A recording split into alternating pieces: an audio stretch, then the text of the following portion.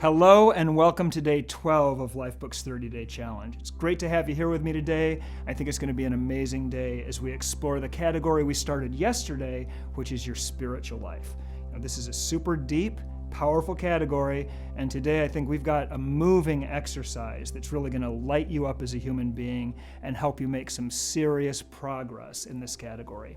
I'd like to begin today's exploration by sharing a really important Lifebook principle with you that we discovered years ago that's going to shed some light on this personal development work that you've been doing and that you'll continue to do over this 30-day challenge. We call it the principle of lifestyle integration. It's really interesting. The principle of lifestyle integration says that personal development principles only work when you integrate them and make them a part of your lifestyle. In other words, if the principles you're learning don't change your behavior, they simply don't work. Most personal development stuff, most seminars and books and programs fail to produce permanent positive results in people's lives. They don't stick the vast majority of the time for the vast majority of the people, and everybody knows that. Everyone inside and outside the industry simply knows that. You can understand the concepts that you're learning intellectually when you go to the seminars and go to the programs and read the books, but that's simply not enough to get results in your life. If what you're learning doesn't change something that you do daily, it's not going to show up in your life. It's simply not going to make any difference. Look, this is the deal in the 21st century. All the wisdom we need is out there. There is simply no shortage of cutting-edge information, business strategies, life-changing advice out there, right? Everything we need to get in perfect physical shape, to build a financial empire, to become a stellar human being in just about any area of our lives, it's right at our fingertips. All we got to do is get on the internet and access it. So the big question is, why isn't everybody already living the life of their dreams? Because as Jacob Sokol puts it, epiphanies are thrilling, but they're cheap. They're a dime a dozen. If you want one, all you got to do is type in the right keywords, and you can get one in about 5 minutes. Yes, those epiphanies are exciting. It's awesome when you have one of those aha moments. It always seems life-altering at the time, but if you take a look at your life a week later, you take a look at your life a month later, did anything really happen? Usually not. Because it's not about what you learn, it's about what you do. Epiphanies fade. In order to leverage those aha moments that you have when you're doing this personal development work, you've got to make changes in your life. They're going to allow you to sustain whatever insight you're getting. If you want to really change something about your life, you've got to change your behavior, or that change just won't last. Now, this principle also applies to the goals that you set. Goal setting is only effective if your goals move you to do something different in your life. All the aspirations you have are going to stay exactly that, aspirations, daydreams, unless you change your behavior in a way that supports them. Every single one of your goals, all the epiphanies that you have, all the paradigm shifts, all those aha moments, they will produce positive change precisely to the extent that you change your daily behavior and integrate them into your lifestyle. And if Lifebook is about anything, it's about lifestyle integration. That's our singular mission. That's where we put all of our intention. Our core purpose is to help you create a life vision for yourself, clear, compelling, amazing life vision, and then integrate that life vision into your everyday life. That's what all of our content's designed to do, all of our challenges, accountability, all of our support, all the connection with the community. Everything we do is designed to driving you to integrate the life vision that you create into your daily behavior, because that's what's going to produce results. That's what's going to lead you to the extraordinary life that you really want to be living. And today, we're going to explore applying the principle of lifestyle integration into your spiritual life so that you can start to understand exactly how powerful this concept is. And we're going to do it with a simple but powerful spiritual exercise that's designed to what? to change your daily behavior, which is the whole focus of this 30-day challenge: better choices, higher quality behaviors. So first, you'll define a specific spiritual goal for the remainder of this 30-day challenge, something that you feel would be really valuable to you in this category and move your life forward. And then once you've done that, you're going to choose a daily practice to support that spiritual goal. And then you're going to practice it every single day during the remainder of this challenge. You're simply going to change one thing that you do daily and watch the results unfold in your spiritual life. There's something interesting about this category. At the end of the day, most of us tend to elevate this category in some way and think that it sort of operates differently than the other categories. And in some respects, it really does. But in most respects, it behaves just like the other categories. It's all about cause and effect. And the truth of the matter is, if you want improvement in any area of your life, no matter what that area is, whether it's your health and fitness or your love life or your financial life, you've got to do something that creates that improvement. You've got to become the cause of the effect that you want. And it's exactly the same with your spiritual life. You can claim that you want to become a more spiritual person, more enlightened, more Christ-like, more self-actualized, more peaceful or loving or giving, whatever it is that you want to achieve in your spiritual life. But the truth is, if you're not willing to change your behavior, it's really nothing but lip service. Nothing's going to change. Nothing's going to happen. So today what we want to do is we want to invite you to experience the power of the principle of lifestyle integration and create some real results in your spiritual life. So let's take a look at this spiritual exercise now. Step 1, define your spiritual goals. First question we want you to ask yourself is, what would be a great goal for the remainder of this 30-day challenge? So when you think about what your own spirituality means to you, what could you aspire to that'll really allow your spirituality to unfold over the next few weeks? How can you recommit to your own spiritual path? For example, if my spirituality entails the experience of inner peace, I could set a goal to just become more peaceful over the remainder of this challenge, a more content person over the next few weeks, or a more grateful person who's more appreciative for everything that I have in my life, which would what? It would lead me toward more inner peace. If my view of spirituality entails a focus on giving, on contributing to others and making the world a better place, I could set a goal to give more in the coming weeks, to really try to make a difference in people's lives, or to get involved in an organization that's doing something that I believe in. If my view of spirituality entails a commitment to self-actualization, to becoming the best person I can possibly be, I could set a personal development goal for my spiritual life. This actually works great.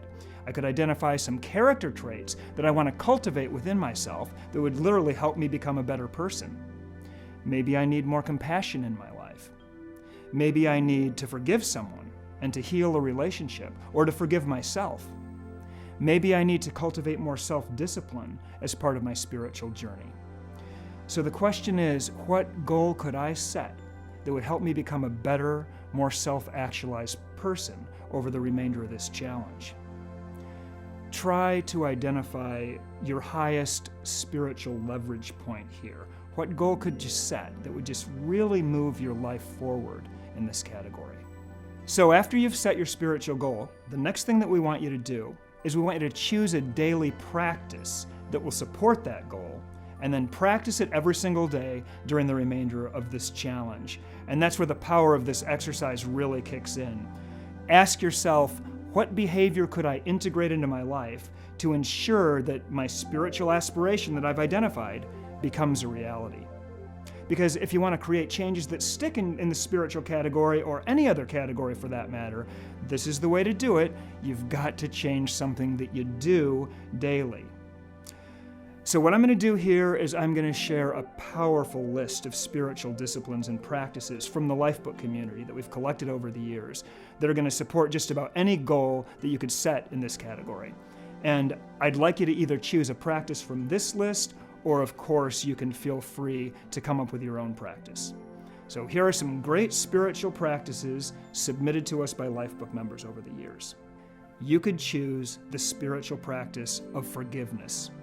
Gandhi had a great quote about forgiveness. He said, The weak can never forgive. Forgiveness is the attribute of the strong. Isn't that the truth? It takes strength to let go of the baggage that you've been carrying around and truly forgive someone. And forgiveness is one of the most powerful spiritual practices of all of them. Whatever it is that we're feeling, whether it's anger or resentment or hurt, forgiveness is the path to a lighter heart. It's the path to increased happiness and a greater sense of inner peace. So for the remainder of this challenge, you could commit to practicing forgiveness every single day.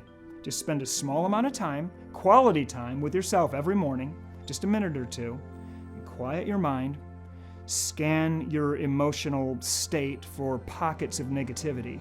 And when you find one of those pockets, just take a moment and try to identify the root source of that pain. Are you feeling angry at someone? Are you feeling resentful at somebody else? Or maybe are you feeling angry toward yourself for something? And then once you've identified that, just take a moment and radiate total forgiveness on the problem.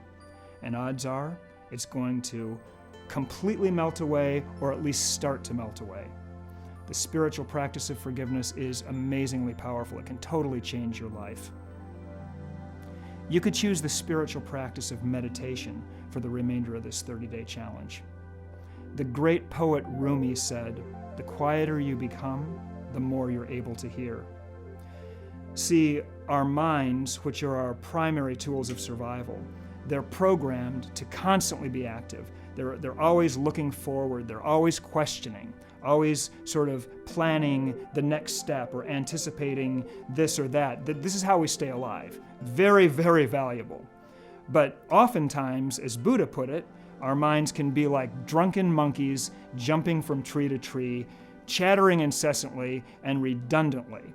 And so that's why so many great spiritual disciplines teach that there's got to be a balance between thinking and just quieting your mind, silence. If you want to experience inner peace, harmony, self-mastery, or any of that stuff, meditation is a great tool to use to create that balance. As Deepak Chopra said, meditation is a way of entering into the quiet that's already there, buried under the 50,000 thoughts that an average person thinks every day. So during the remainder of this challenge, you could commit to practicing meditation every single day. You could choose the spiritual practice of spending time in nature. Now, this is a little bit unexpected, but the fact of the matter is, Americans spend 90% of their time indoors. 90%! We spend so much time confined in buildings of steel and concrete and brick that we forget where we came from. We belong in nature. Our souls need to be outdoors and breathe fresh air, listen to the beautiful sound of nature, be around trees, feel the warm sun on our skin, feel the grass underneath our feet. It feels so good to the entire human organism to be outside. So over the next couple weeks, you could commit to spending time in nature every single day. And this is an amazing thing to do. I've done it. And you not only want to get outside, you want to make it a conscious experience. You want to breathe the fresh air and feel the sun on your skin, feel the earth under your feet, listen to the birds, maybe bring some of your activities outside. Instead of exercising at the gym, maybe go out for a long run or for a bike ride. Do your reading outside. Do, your work outside if you can. Or plant a garden. Whatever it takes, get a dialogue going between yourself and this beautiful world that we live in. It's a fantastic way to connect with your spirituality, to connect with nature. Another spiritual practice you could choose for the remainder of this challenge is the practice of giving, the practice of contribution. Giving of yourself to others, it's one of the fundamental pillars of spirituality. Every great religion teaches it.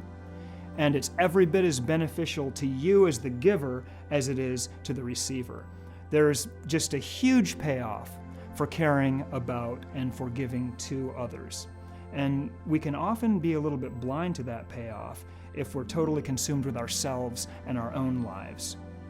Giving to others creates an internal sense of goodness. It creates an internal sense of significance and value, which are foundational qualities for self-esteem and for inner peace, which is why it just ties back into spirituality so well.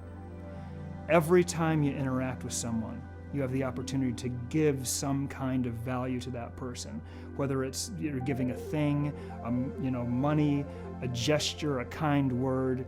You can give generously and directly from your heart, and you can share a part of yourself with someone else.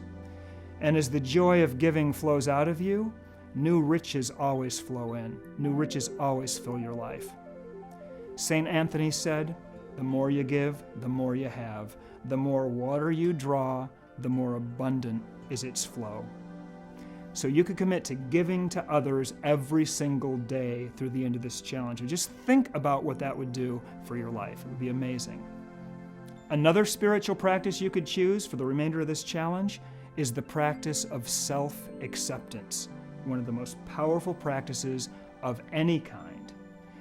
The single most important relationship in your entire life, bar none, is the relationship you have with yourself. It's the core of your entire life experience, a place from which all other relationships start. Simply put, in order to accept and love others, we've first got to learn how to accept and love ourselves. As Ayn Rand said, to say I love you, one must first know how to say the I. We can learn to treat ourselves with the same kind of love and respect that we give to others, which is very, very hard for some people. It's been hard for me in my life. If we can learn how to judge ourselves less harshly and how to welcome our emotions more freely into our lives, to find inner joy in being exactly who we are, even with all of our imperfections, then and only then can we experience true happiness and true spiritual harmony. So you may just set a goal for this month to just be kinder to yourself. Just release a little bit of self-doubt and self-criticism every day. Be willing to embrace your own faults instead of pushing them down so that you can learn from them and so that you can grow past them. Marcus Aurelius said something incredibly wise about this subject. He said, "He who lives in harmony with himself lives in harmony with the whole universe." So over the next couple weeks, during the course of this challenge, you could commit to self-acceptance every single day, and that would be a game changer. So those are just a few of the spiritual practices that you could choose from for this challenge. Or, again, feel free to pick your own, like committing to your morning affirmation every morning, which is one of my favorites, or spending some time reading the Bible, or practicing gratitude, or writing in your gratitude journal, or simply focus on being happy every single day, consciously, as a discipline. Whatever you choose, the key is do it. Take action. Make a 100% commitment to practicing the spiritual discipline that you've chosen every single day. It's as simple as that. That's how to get this stuff to work. And you should expect change, real change, to happen in your life. Your life has to change. If you do something different, that's the way that it works in any category. When you change your daily behavior, you are going to be changing your life. So have fun with this exercise. I think it's going to be really, really profound for you. Okay, now before I leave you today, I just really want to congratulate you because today's program wraps up your first 5 categories. Your personal life, where we deeply explored you separate from the rest of the world. And tomorrow we're going to be switching gears. We're going to be exploring the relationship categories for the next few days, and we're going to start by looking at your love relationship. Now, it doesn't matter where you are in this category of your life right now, whether you're in a great relationship or a difficult relationship or none at all. The fact is, you have the potential to have more in this category than you've ever dreamed possible, and here's why.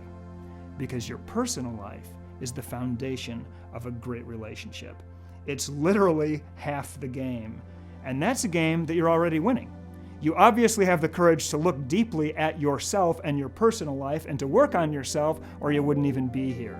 You've taken the initiative to improve yourself, and that means that you have the potential for great things in the next category, because any great relationship, including your love relationship, starts with a great you. So tomorrow's going to be a fascinating exploration. It's going to be a totally exciting experience. Until then, keep up the good work.